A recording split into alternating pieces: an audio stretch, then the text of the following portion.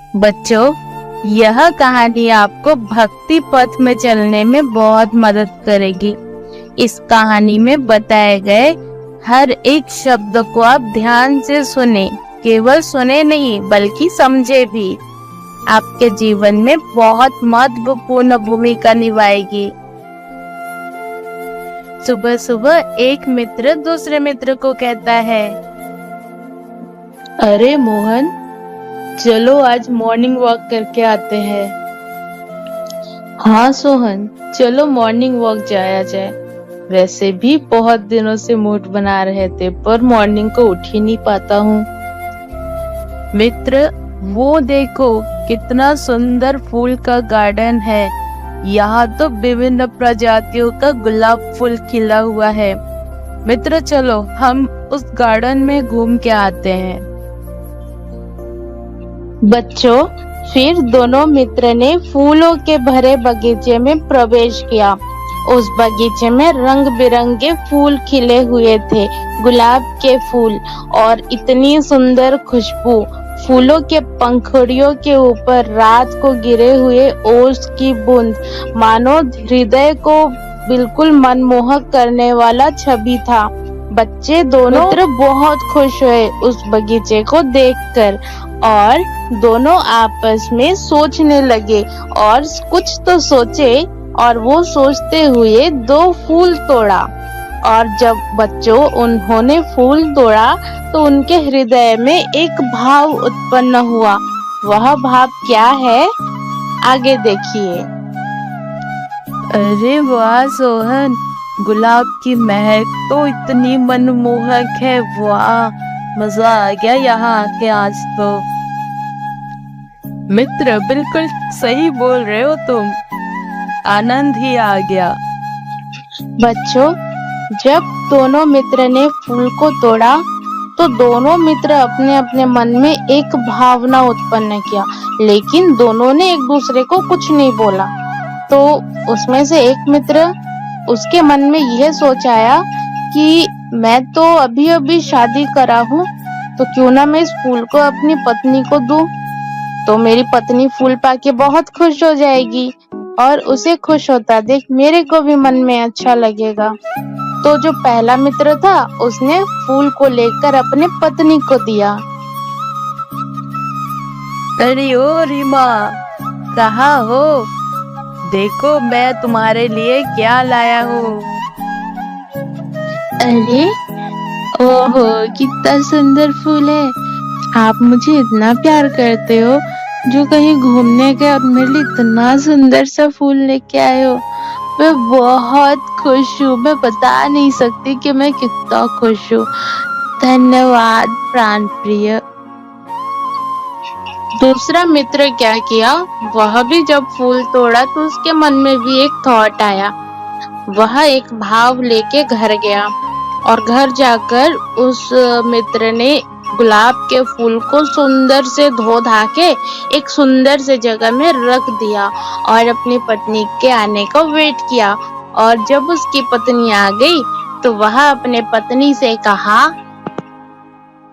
नीलिमा, ओ नीलिमा, कहाँ हो? देखो मैं तुम्हारे लिए कितना सुंदर चीज लाया हूँ। मेरे लिए? क्या लाए हो इतनी सुबह मेरे लिए आप? हाँ, बहुत अच्छा चीज लाया हूँ, देखोगे? हाँ, जरूर देखूंगी, क्यों नहीं देखूं भला। मेरे पतिदेव ने मेरे लिए क्या लाया है? मेरी नीलिमा, क्या तुम जानते हो कि यह फूल मैंने क्यों लाया है? क्यों जानोगी भला, मैं ही बता देता हूँ। इस फूल को मैंने इसीलिए लाया है ताकि तुम इसमें चंदन और कपूर से इस फूल को सुगंधित करके मेरे प्रभु श्री श्याम प्राण गोविंद को चढ़ाओ। तुम मेरे लिए इतना सुंदर गुलाब फूल लाए हो गोविंद के चरणों में अर्पण करने के लिए? बहुत अच्छी बात है। आओ, तुम भी मेरे साथ आओ पूजा करने। हम एक साथ गोविंद के चरणों में फूल चढ़ाएंगे। फिर दोनों पति पत्नी ने उस सुंदर से गुलाब के फूल से भगवान जी का पूजा किया। फूल को श्री कृष्ण के चरणों में अर्पित किया। यहाँ तक तो ठीक है, लेकिन बच्चों बात सोचने वाली है, थोड़ी गंभीर है कि एक ही बागान में खिला हुआ फूल, एक ही साथ में दो मित्र, दोनों ने बागान में गया, दोनों ने फूल तोड़ा, दोनों ने मन में एक इच्छा रखा, लेकिन एक मित्र ने क्या सोचा, फूल को अपने पत्नी को दूं। एक मित्र ने फूल अपने पत्नियों को दिया, क्यों? केवल अपनी इंद्रियों का सुख पाने के लिए।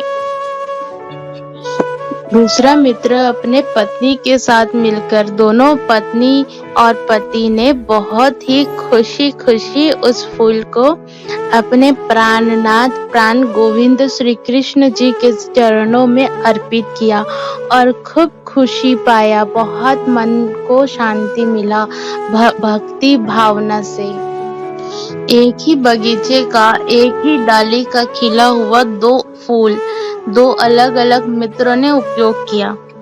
बच्चों, एक फूल को उस मित्र ने स्वकाम में लगाया और दूसरा फूल को निष्काम में। बच्चों, मित्रों, हमें साथ में एक बात और समझना होगा, हमें आपको हम सबको समझना होगा कि हमारा इस पृथ्वी में, इस मृत्यु लोक में जन्म का मतलब सिर्फ सुख पाना, सुख भोगना ये नहीं है, या अपनी ही सभी जिद की पूर्ति करना नहीं। हम यहाँ पृथ्वी पे आए हैं भगवान का सेवा करने। अब भगवान का सेवा करना इसका मतलब ये बिल्कुल भी नहीं है कि हम दिन भर मंदिर में बैठे रहे। भगवान का सेवा करना इसका मतलब ये भी है कि हम किसी की सहायता करें, किसी असहाय का सहायता करना भी भगवान का सेवा करना होता है। सरल मन रखें, हमेशा मन में नाम जप करते रहे, क्योंकि यह जो दुनिया है यह मतलबी दुनिया है, छलिया है। अपना जिंदगी का सारा समय प्रभु सेवा में लगाए, असहायों की सेवा करे, सहायता करे, निर्बल का बल बने और भगवान का नाम जाप करे। यही हमारे जीवन का उद्देश्य है। लेकिन हम भटक गए, हम सिर्फ अपना सुख खोजते, अपनी इंद्रियों की खुशी खोजते हैं। ऐसा नहीं करना है जैसा उस मित्र ने किया, सिर्फ अपनी इंद्रियों का सुख। और दूसरा मित्र ने क्या करा, भगवान को समर्पित किया और आनंद, एक अद्भुत आनंद प्राप्त किया। फैसला आपको है कि क्या करना है आपको अपने जीवन में।